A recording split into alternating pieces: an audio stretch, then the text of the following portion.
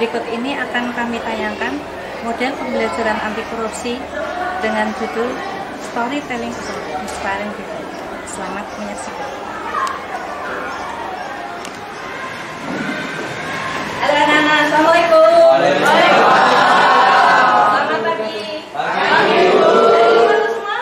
Alhamdulillah.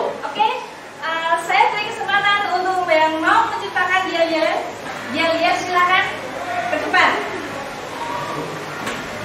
Ayo. Aku anak cucu mandiri peduli, disiplin dan tanggung jawab. Karena aku anak bijak, karena aku anak bijak, jujur, disiplin, tanggung jawab, berani. Jujur, disiplin, tanggung jawab, berani. Jujur, disiplin, tanggung jawab, berani.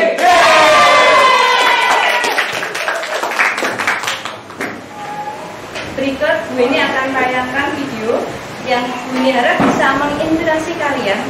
Ya, materi kali ini kan kebetulan pajak. Pajak hubungannya dengan koruptor. Ya, bagaimana kalau terjadi para koruptor yang menggelapkan pajak atau tidak setor pajak kepada pemerintah. Dan tokoh-tokoh yang kira-kira menginspirasi kalian. Dan misalnya siapa? Misalnya tokoh Muhammad Hatta, ya, atau dalam pewayangan misalnya Yusra. Oke, berikut langsung aja boleh tayangkan dulu ya. Ya, Bu.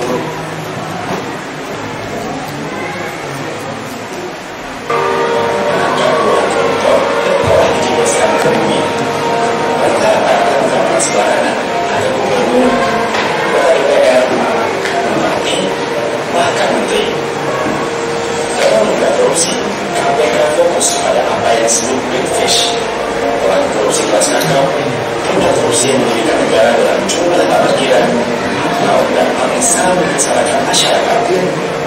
Terhadap semua itu, KPK tak pernah mundur. Begitu terembus, semua akan ditindak tegas hingga tuntas. Kemanapun koruptor bersembunyi akan terus dilacak dan dikejar. KPK tidak pernah main-main.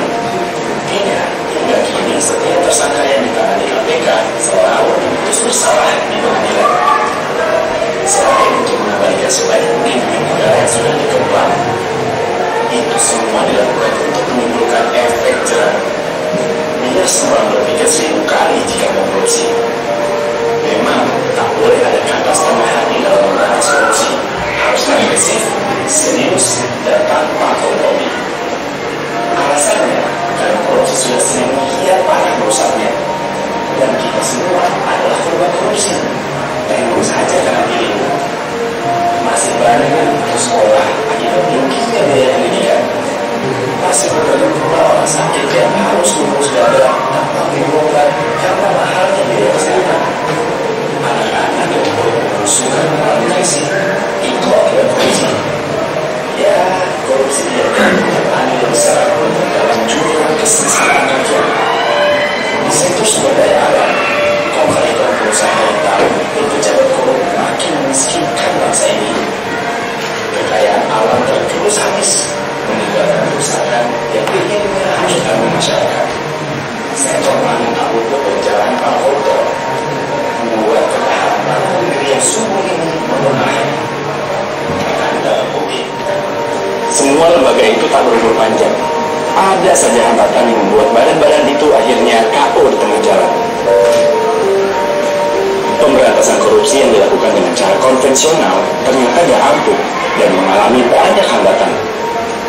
Dari situ dirasakan perlu metode penegakan hukum yang luar biasa lewat pembentukan lembaga khusus dengan kewenangan luas, independen, bebas dari kekuasaan manapun. Dari sinilah KPK lahir dengan mandat khusus untuk melakukan pemberantasan korupsi.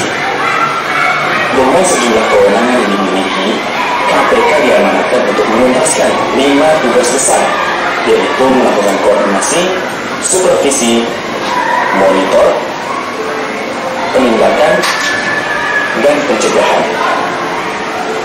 Satu hal yang ditekankan pada pendirian KPK adalah KPK didesain untuk menjadi pemicu dan pemberdayaan dari institusi pemberantasan korupsi yang telah ada.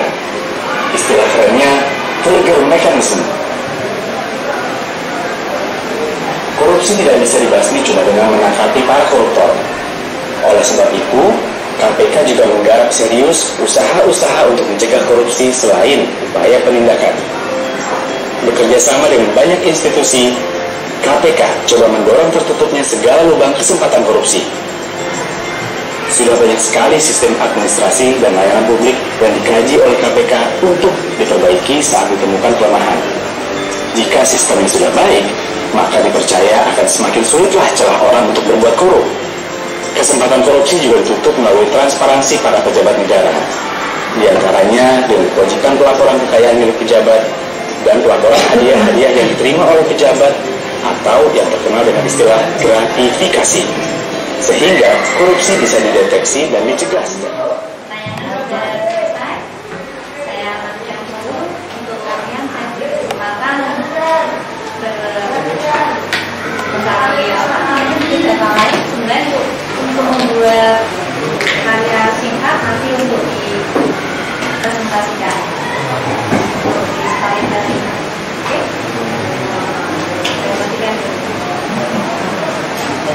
Waktu saya beri waktu kira-kira 10 menit. Oke.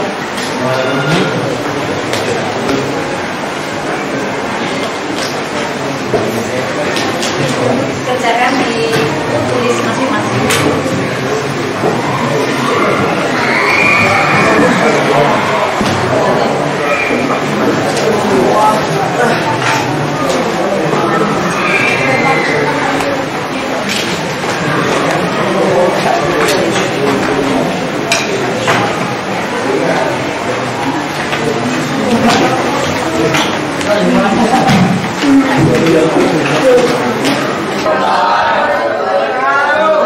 Kenalkan, nama saya Aditya Wicaksono. Saya akan mengulas tentang sejarah Bapak Mohatta. Ya, pada zaman dulu ada yang namanya sunring. Ya, sunring itu adalah pemotongan uang. Sedangkan Pak Mohatta itu memiliki istri yang menabung uang untuk membeli mesin jahit. Dan waktu itu karena Pak Mohatta itu orangnya amanah, jadi siapapun tidak dibilangi tentang masalah hal sunring ini. Hingga istrinya pun tidak diberitahu, sehingga istrinya mendapatkan potongan uang tersebut sampai-sampai tidak bisa membeli mesin jahit. Dari masalah tersebut, saya akan menjabarkan tentang masalah korupsi. Korupsi berarti orang yang diberi amanah namun tidak bisa menjalankan amanah tersebut. Mengkaitkan dengan pelajaran ada masalah pajak. Di masalah pajak tersebut ada yang namanya penggelapan uang pajak yang akhirnya berdampak pada rakyat tersendiri yang tidak dapat merasakan bagaimana nikmatnya fasilitas yang akan dibangun pemerintah karena uangnya telah digelapkan oleh oknum-oknum yang tidak bertanggung jawab. Terima kasih dari saya. Wassalamualaikum warahmatullahi wabarakatuh. Waalaikumsalam warahmatullahi wabarakatuh. Waalaikumsalam. Saya Daniel Tujal. Saya di sini akan memberitahukan tokoh yang memang menginspirasi saya, yaitu Dahlan Iskan. Dia sangat jujur ya dan bijaksana. Korupsi terjadi karena prosesnya merata secara derajat. Ya, yang pernah kita lihat sekarang pendidikan moral siswa sekarang maupun yang dulu itu udah nggak ada sekarang ya. Harusnya dari sekolahan maksimal itu dari tingkat dasar itu harus ditingkatkan moralitasnya, atau sudah dari dini. Terus korupsi merupakan pelanggaran hak yang berat karena korbannya adalah rakyat.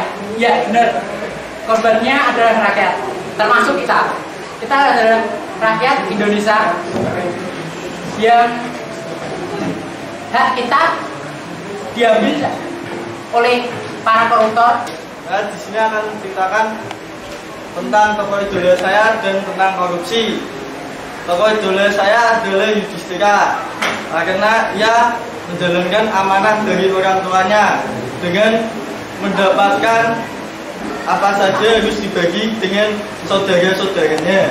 Menurut saya, hukuman yang paling baik untuk koruptor itu harus dimiskinkan, karena mereka saja tega memiskinkan rakyat banyak. Masa negara kita tidak tega memiskinkan satu keluarga? Korupsi itu di Indonesia sudah sangat merajalela. Dan kalau misalnya kalau di Indonesia bisa dikorupsi, salah satunya tuh kita siapa aja berani dikorupsi. Ini kan bagi dari negara kan udah kebangetan banget. Juga saran saya untuk di pemerintah, kalau misalnya ada persidangan, jika naik banding jangan pernah diberi revisi atau pengurangan masa kurungannya.